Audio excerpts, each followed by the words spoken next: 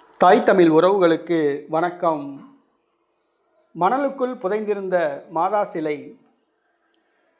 அதிசய மணல் மாதாவின் ஆசீர்வாதத்தை பெறுவோம் என்ற தலைப்பில் இந்த காணொளியை நாம் காண்கிறோம். ஆண்டவர் இயேசு கிறிஸ்துவின் 12 சீடர்களுள் ஒருவரான தோமையார் இயேசுவின் உயிர்த்தெழுதலுக்கு பின்பாக இந்தியாவுக்கு வந்தார்.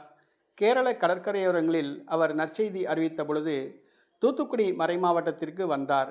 சாத்தான்குளத்துக்கு அருகே 5 கிலோமீட்டர் தொலைவில் சொக்கன் குடியிருப்பு என்ற ஊரில் அவர் நற்செய்தி அறிவித்தார். அந்த பகுதியை ஆண்டு வந்த மன்னனின் மகளுக்கு தீய ஆவி பிடித்திருந்தது. தோமையார் ஜெபித்து அந்த அசுத்த ஆவியை விரட்டினார். மேலும் அந்த பகுதி மக்களை கிறிஸ்தவர்களாக மாற்றினார். அங்கே ஒரு குருசடியை அவர் எழுப்பினார். 14ஆம் நூற்றாண்டில் அந்த பகுதியை சார்ந்த ஒருவருக்கு மாதா கனவில் தோன்றி ஆலயம் கட்டுமாறு கேட்டுக்கொண்டதால் அவர் பதறிப்போய் மெய்சிலிர்த்து அன்னை மரியாளுக்கு ஒரு சிற்றாலயம் ஒன்றை எழுப்பினார். மேலும் 16ஆம் நூற்றாண்டில் புனித சவேரியார் அந்த பகுதியில் பணி செய்தார். அப்பொழுது அந்த சிற்றாலயத்தில் இறந்து போன ஒரு வாலிபனுடைய உயிரை மீண்டும் புதுப்பித்து அந்த வாலிபனுக்கு உயிர் கொடுத்தார். புனித சவேரியார் அங்கே அதிசயத்தை நிகழ்த்தினார். மிகப்பெரிய அதிசயங்களை நிகழ்த்தினார். மேலும் கிறிஸ்தவம் வளர்வதற்கு பெரும் பங்காற்றினார். அதே 16ஆம் நூற்றாண்டில் அந்த பகுதியை ஆண்டு வந்த மன்னன் ஒரு அபலை பெண்ணுக்கு அநீதி இழைத்து அவளுக்கு மரண தண்டனை விதித்து தீர்ப்பளித்தான். இதனால் அந்த பெண் இட்ட சாபத்தினால் அந்த பகுதி முழுவதும் பெரிய சூறாவளி ஏற்பட்டது. மணல் மாறி பொழிந்தது. அந்த ஊரே அழிந்தது.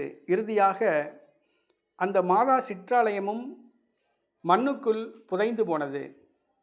18வது நூற்றாண்டில் ஆடு மேய்க்க சென்ற ஒரு சிறுவனுடைய காலில் ஒரு சிலுவை தென்பட்டது. உடனடியாக அந்த சிறுவன் ஊருக்குள் போய் சொன்னான். அந்த ஊரில் உள்ள கிறிஸ்தவ மக்கள் அனைவரும் அந்த இடத்தை தோண்டினர். அப்பொழுது அங்கே ஒரு சிற்றாலயம் இருப்பது தெரிய வந்தது. மணலுக்குள் அந்த ஆலயம் புதைந்திருந்தது. அந்த மாதா சிலையும் மணலுக்குள் புதைந்திருந்தது. மேலும் பலருடைய உதவியுடன் அந்த மணல் மாதா ஆலயம் தோண்டி எடுக்கப்பட்டது.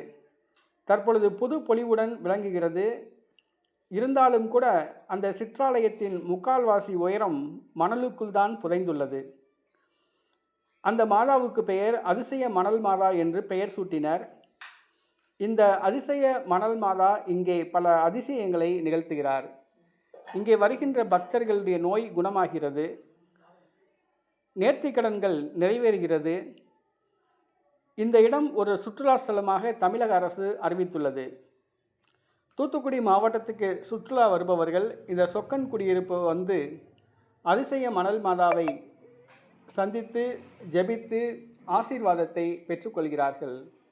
ஆகவே தூத்துக்குடி செல்ல வாய்ப்புள்ளோர் சாத்தான்குளம் அருகே உள்ள சொக்கன் குடியிருப்புக்கு சென்று இந்த அதிசய மணல் மாதா சிற்றாலயத்துக்கு சென்று வழிபடவும் அன்னையின் ஆசீர்வாதத்தை பெறவும். ஆமென்.